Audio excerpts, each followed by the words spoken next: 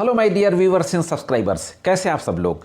उम्मीद करता हूं कि आप सभी लोग स्वस्थ होंगे और अच्छे होंगे। मैं करीम अहमद सिद्दीकी एडवोकेट। आपको पता है कि जब पति पत्नी के बीच में मैट्रिमोनियल विवाद हो जाता है, डिस्प्यूट ज़्यादा बढ़ जाता है, एक दूसरे से दोनों अलग हो जाते हैं, तो मुकदमेबाजी की शुरुआत हो जाती है।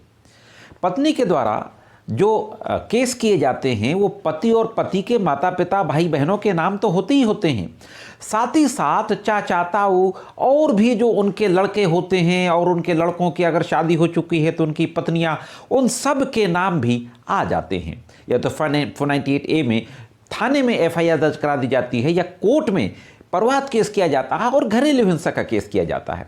तो परिवार के उन तमाम लोगों को भी आरोपी बना दिया जाता है जिनको कोई मतलब नहीं होता है।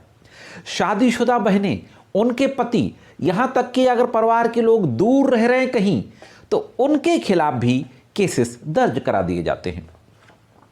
सुप्रीम कोर्ट और हाई कोर्ट्स के द्वारा लगातार इस बात को लेकर चिंता जताई जाती रहती है और मैं भी इस तरीके के कई जजमेंट्स पर वीडियो लेकर के आपके बीच में आता रहता हूं। आज जो जजमेंट है ऑनरेबल सुप्रीम कोर्ट का है और इसी तरीके के फैक्ट्स को लेकर के एक मामला सुप्रीम कोर्ट पहुंचा था, जिसमें उन तमाम लोगों को जो कि परिवार के सदस्य थे, उनके साथ भी नहीं रहते थे, कुछ लोग तो विदेश में रहते थे, उनके खिलाफ भी केस कर दिया गया। तो आज के इस वीडियो में इसी जजमेंट के बारे में बातचीत करने जा रहा हूं। ऑनरेबल सुप्रीम कोर्ट का जजमेंट है, अभी 30 नवंबर 2023 को डिलीवर किया गया है। तो बहुत ही महत्वपूर्ण जानकारी है।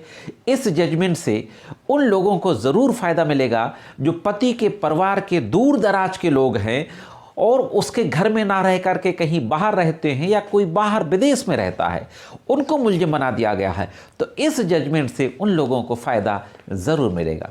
तो जोड़े रहे आखिरी तक, देखते हैं कि पूरा मामला क्या था और फाइनली सुप्रीम कोर्ट के द्वारा क्या कहा गया।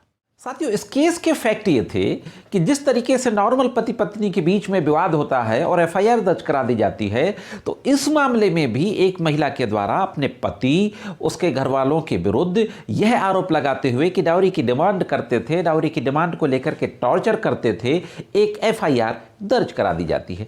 कर्नाटक का मामला था। 498A और 506 इंडियन पेनल कोड में FIR दर्ज कराई जाती है।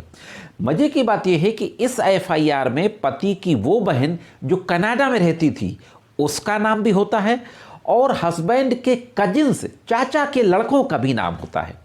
FIR दर्ज हो जाती है। FIR दर्ज होने के बाद विवेचना होती है। विवेचना के बाद चार्जशीट दाखिल होती है। मैं आपको यहाँ पर यह भी बताता चलूँ कि FIR में एक एलिगेशन लगाया गया था कि पति ने पत्नी का सामान फेंका घर से निकालने से पूर्व और उसमें उसकी बहन ने भी मदद की। इस तरीके के आरोप लगाए गए थे। खैर, कोर्ट में चार्जशीट आ जाती है। चार्जशीट आने के बाद हस्बैंड और उसके परिवार के जो लोग थे, कजिन्स थे और उसकी बहन कनाडा में रहती थी, उनके द्वारा high court, Karnataka high court में 482 CRPC में याचिका दाखिल की जाती है और चार्जशीट को क्वैश करने की प्रेयर की जाती है। कर्नाटका हाई कोर्ट के द्वारा यह पाया जाता है कि प्राइमा फेसाई मामला बनता है, इसलिए चार्जशीट को क्वैश करने से मना कर दिया जाता है और जो 482 फाइल की गई थी उसको खारिज कर दिया जाता है। अब कर्नाटका हाई कोर्ट के इस जजमेंट के खिलाफ सुप्रीम कोर्ट में क्रिमिनल अपील दाखिल की जाती है। तो देखते हैं कि सुप्रीम कोर्ट में क्या आर्गुमेंट किया जाता है और सुप्रीम कोर्ट के द्वारा कौन सी महत्वपूर्ण बात कही जाती है और फाइनली क्या आदेश दिया जाता है।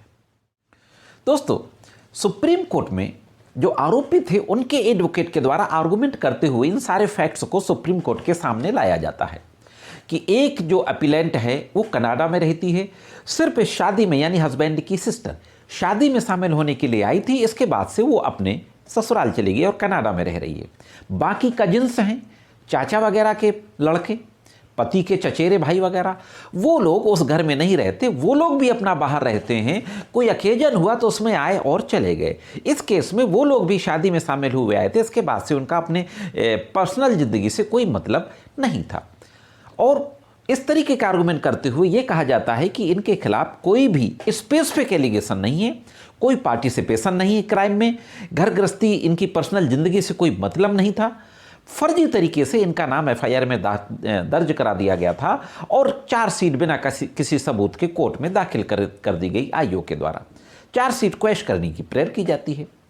ऑनरेबल सुप्रीम कोर्ट के द्वारा यह पाया जाता है कि वो जो बहन कनाडा में रहती थी उसके ऊपर मात्र एक इल्ज़ाम है कि उसने जो सामान फेंका उसमें मदद की।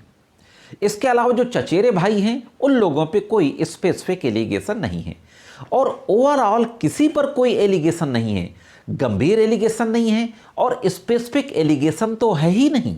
दोस्तों, सर्वोच्च न्यायालय की जो खंडपीठ थी उसमें जस्टिस संजीव खन्ना और जस्टिस SBN भट्टी की पीठ थी, इनके द्वारा इस मामले की सुनवाई की जा रही थी।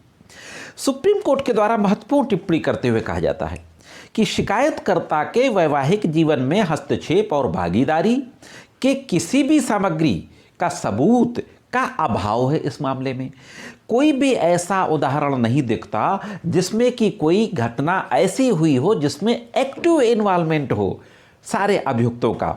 498 के तहत क्रूरता करने के लिए दोषी ठहराने के लिए मात्र दिखावटी आरोप लगाना काफ़ी नहीं है। साथ ही साथ यह कहा जाता है कि यह भी देखने में आया फैक्ट से कि अपीलकर्ता वैवाहिक घर में नहीं रहते थे।